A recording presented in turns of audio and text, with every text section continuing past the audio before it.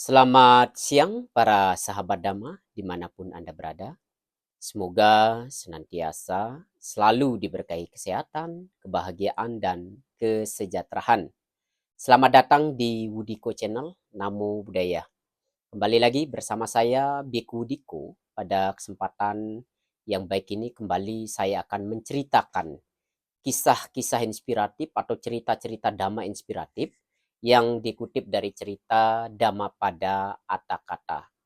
Nah, pada kesempatan yang baik ini para sahabat Dhamma, saya akan menceritakan kisah Kosia, orang kaya yang kikir. Ini menceritakan tentang orang yang kaya raya di sebuah desa atau di sebuah kampung. Dia adalah seorang pengusaha roti, ya, atau toke roti atau bos roti, tetapi orangnya sangat pelit sekali, sangat kikir sekali. Kalau bahasa Melayunya orang bilang sangat loke sekali.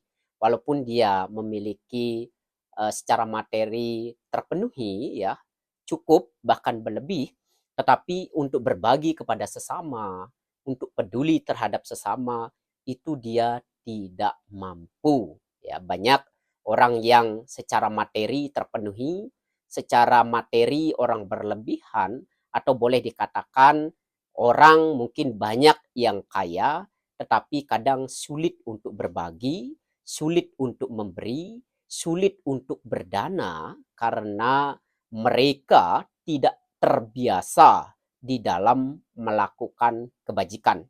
Seperti halnya di dalam kisah Dhammapada Atthakatha Sair 49 ini menceritakan seorang kaya raya yang kikir dan pelit.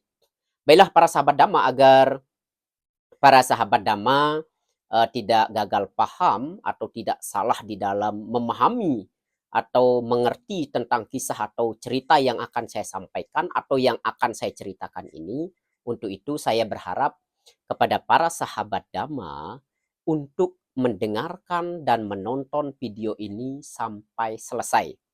Para sahabat Dhamma harus menontonnya sampai tuntas, sehingga nanti dengan para sahabat menonton dan mendengarkan cerita ini sampai tuntas, para sahabat Dhamma bisa menemukan nilai moral apa, poin penting apa yang bisa diambil, yang bisa dipraktekkan melalui kisah atau cerita yang saya sampaikan ini.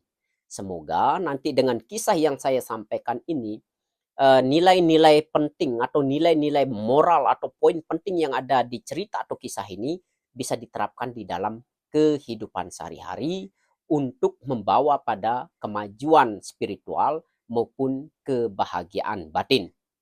Baiklah para sahabat Dhamma, saya akan langsung menceritakan kisahnya, ya.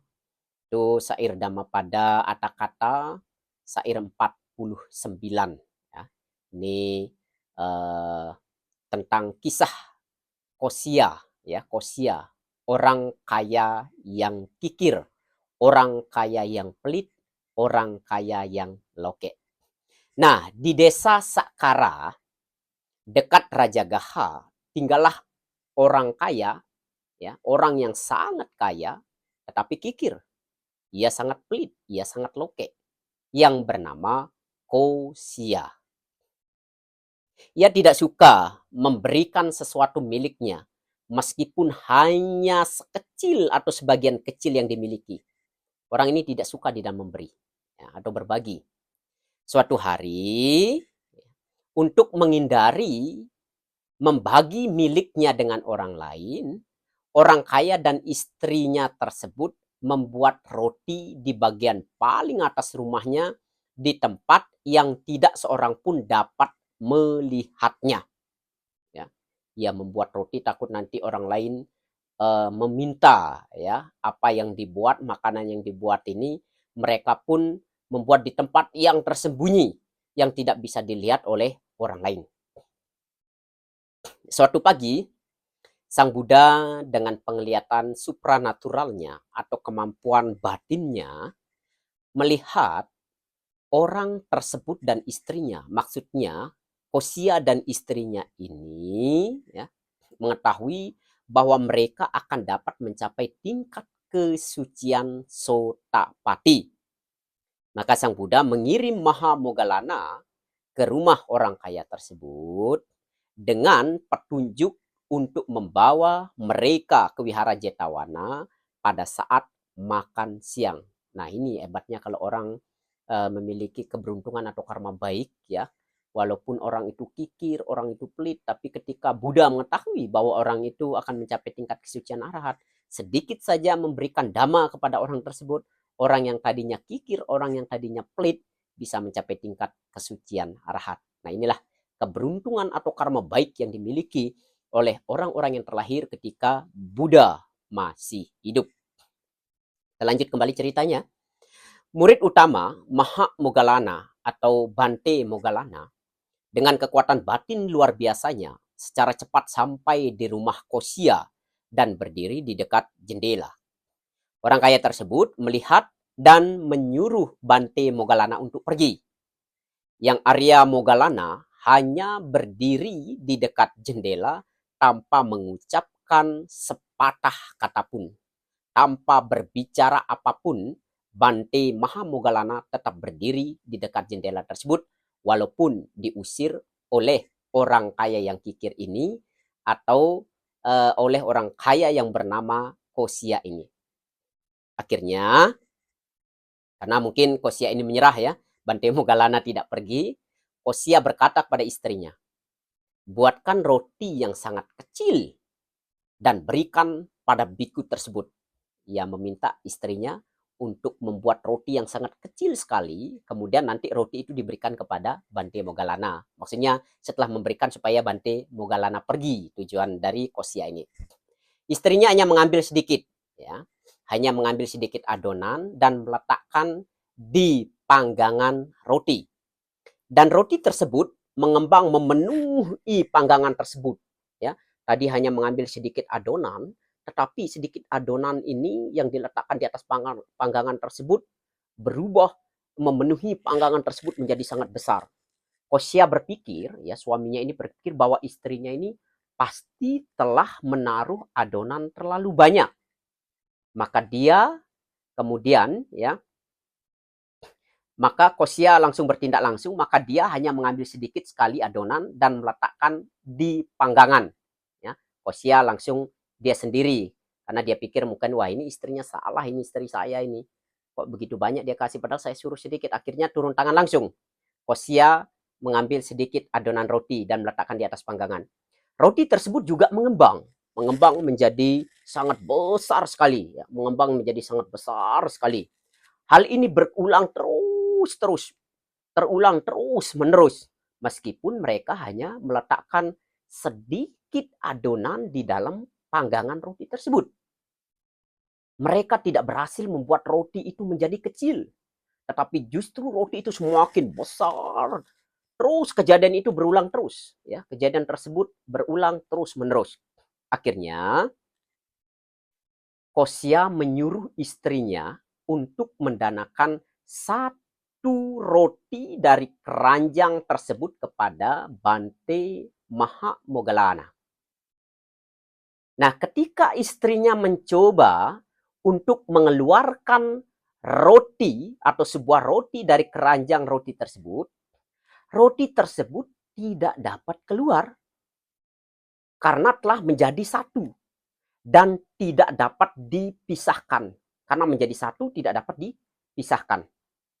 Saat itu juga Kosia, orang kikir, orang kaya yang kikir ini ya, kehilangan semua seleranya untuk menikmati roti tersebut dan menawarkan seluruh keranjang roti kepada Bante Maha Moggallana. Murid utama Sang Buddha kemudian menyampaikan khotbah, ya.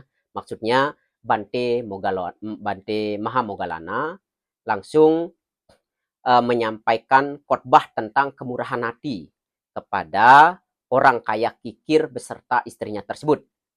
Beliau juga menyampaikan bahwa Sang Buddha telah menunggu mereka dengan 500 biku di wihara Jetawana di Sawati, sekitar jauh 45 yojana dari Rajagaha. Ini sangat jauh sekali, Bu Bapak, atau para sahabat Dhamma. Tetapi jarak yang begitu jauh dengan kemampuan supranatural atau kekuatan gaib atau kekuatan batin itu tidak akan menjadi satu masalah. Mungkin kecepatan yang digunakan seperti kita naik pesawat ya, 1000 km per jam dengan jarak begitu jauh pun dengan cepat kilat bisa sampai. Itulah orang dengan kekuatan atau kemampuan gaibnya dengan cukup memejamkan mata di sini sudah sampai di negara sana. Ya, ini kalau orang yang memiliki kemampuan batin ya. Kita lanjut cerita atau kisahnya di mana Bante Mahamogalana dengan kekuatan luar biasanya membawa Kosia dan istrinya serta keranjang roti tersebut untuk menghadap Sang Buddha. Tentu beliau membawanya dengan kekuatan batin ya. Si Kosia dan istri serta ranjang rotinya itu diangkut oleh Bante Mogalana dengan kekuatan batinnya. Di sana ya, maksudnya di wihara Jetawana tempat Buddha tinggal tersebut. Di sana mereka mendanakan roti tersebut kepada Buddha dan 500 biku yang sudah menunggu ya untuk makan siang di wihara Jetawana tersebut. Selesai makan siang, Sang Buddha menyampaikan khotbah mengenai kemurahan hati, tentang kedermawanan ya, menyampaikan khotbah tentang kemurahan hati atau kedermawanan atau khotbah tentang dana kepada Kosia beserta istrinya, di mana setelah Buddha menyampaikan khotbah tentang kemurahan hati ini, Kosia dan istrinya ini kedua-duanya mencapai tingkat kesucian Sotapati. Dan ini yang sering saya katakan, memiliki keberuntungan yang sangat luar biasa ketika seseorang terlahir di zaman Buddha masih ada dan bisa mendengarkan dhamma secara langsung dari Buddha. Pada umumnya mereka yang Buddha tahu dan mengarahkan apa yang menjadi tujuan Buddha untuk membuat orang tersebut mencapai pencerahan, maka siapapun yang mendengarkan ajaran beliau akan mencapai tingkat kesucian, paling tidak kesucian pertama yaitu Sotapati. Ini merupakan keberuntungan yang luar biasa atau karma baik yang dimiliki atau parami yang sangat luar biasa yang dimiliki oleh seseorang ketika bisa terlahir di zaman Buddha masih hidup dan bisa mendengarkan Dhamma secara langsung dari Buddha Gautama. Keesokan sore harinya, ketika para biku sedang bercakap-cakap atau sedang berbincang-bincang dan memuji Maha Mogalana atau Bante Maha Mogalana, Sang Buddha menghampiri mereka dan berkata, "Para biku, seharusnya kamu juga berdiam dan berkelakuan di desa seperti Maha Mogalana, menerima pemberian dari penduduk desa tanpa mempengaruhi keyakinan dan kemurahan hati mereka atau kesejahteraan mereka."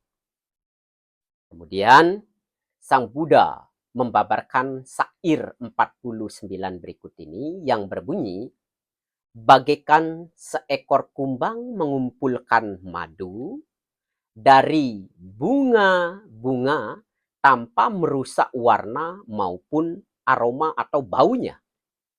Demikian pula, hendaknya orang bijaksana mengembara dari desa ke desa. Para sahabat Dhamma dimanapun Anda berada, dari cerita atau kisah yang saya sampaikan ini, yang saya ceritakan dari Dhamma pada kata-kata syair 49 ini, poin pentingnya, nilai moral yang dapat kita ambil, yang dapat kita petik, yang dapat kita terapkan atau dapat kita praktekkan di dalam kehidupan sehari-hari, janganlah menjadi manusia yang kikir, janganlah menjadi manusia yang pelit, janganlah menjadi orang yang loke. Apalagi kalau para sahabat Dhamma atau para saudara-saudara memiliki kecukupan secara materi bahkan secara berlebihan, hendaklah kelebihan materi, kecukupan materi yang ibu bapak miliki itu mestinya berbagi, Anda dermakan, Anda berbuat baik untuk berdana kepada siapapun atau kepada mereka yang benar-benar membutuhkan kebajikan dari Anda. Karena hanya dengan sering melakukan kebajikan melalui derma, berbagi, berdana inilah nanti akan menjadi sumber kekuatan kita yang akan menjadi penolong kita. Karena hanya perbuatan baik ini nanti yang akan menjadi pelindung atau penolong kita untuk sebagai bekal di kehidupan berikutnya. Maka selagi kita memiliki kemampuan, selagi kita memiliki kemampuan untuk melakukan kebajikan, apalagi Anda memiliki kelebihan secara materi, maka manfaatkanlah materi yang ibu bapak miliki, manfaatkanlah materi atau kekayaan yang para sahabat miliki untuk senantiasa melakukan perbuatan baik atau melakukan kebajikan-kebajikan di dalam kehidupan ini. Hendaklah perbuatan baik tersebut senantiasa selalu dilakukan terus-menerus, diulang terus-menerus, sehingga perbuatan baik ini nanti yang akan menjadi pelindung, yang akan menjadi sumber kekuatan kita untuk terlahir di alam bahagia dalam kehidupan berikutnya. Dan berderma, berbagi, atau berdana itu adalah jadikan sesuatu hal yang mudah, ya. Karena berbuat baik itu bisa dilakukan atau berdana ini bisa dilakukan bukan saja orang baik, Ibu Bapak. Penjahat sekalipun, orang jahat sekalipun, perampok sekalipun, pencuri sekalipun bisa berbuat baik melalui praktek dana, berderma atau berbagi ini. Bahkan orang pelit sekalipun praktek dana ini sebenarnya bisa dilakukan. Ya, apalagi kalau orang itu tahu di mana akibat dari memberi sesuatu atau akibat dari berbuat kebajikan, memberi, berdana, bisa menghasilkan begitu banyak materi, bisa memunculkan kebahagiaan-kebahagiaan, maka saya rasa sulit bagi seseorang untuk tidak melakukan perbuatan bajik melalui berdana. Jika mereka mengetahui bahwa perbuatan bajik melalui berdana ini memiliki akibat yang sangat luar biasa, memiliki dampak yang sangat luar biasa, bisa memberikan satu kebahagiaan yang luar biasa, bisa memberikan satu kekayaan secara materi, kepuasan secara materi, maka orang-orang pasti akan senantiasa terus melakukan perbuatan bajik melalui derma, dana, atau berbagi ini. Jadi pada intinya, janganlah menjadi seperti Kosia yang kikir dan pelit walaupun dia kaya. Marilah, walaupun kita hidup sederhana, ketika kita mampu untuk melakukan kebajikan, ketika kita mampu untuk berderma atau berdana, maka lakukanlah kebajikan derma atau dana tersebut. Ulang terus kebajikan tersebut. Kebajikan berdana atau berderma atau berbagi ini terus diulang terus. Lakukan terus, ulang terus kebajikan tersebut. Karena tidak ada ruginya ketika kita mengulang terus satu perbuatan baik. Karena perbuatan baik ini akan menjadi sumber kekuatan, sumber pelindung bagi diri kita sendiri. Semoga apa yang saya sampaikan ini bisa memberikan inspirasi kepada para sahabat Dhamma, serta meningkatkan keyakinan kepada Buddha, Dhamma, dan Sangha. Semoga semua makhluk selalu berbahagia. Sabbe sata, bawantu sukitata, namo buddhaya.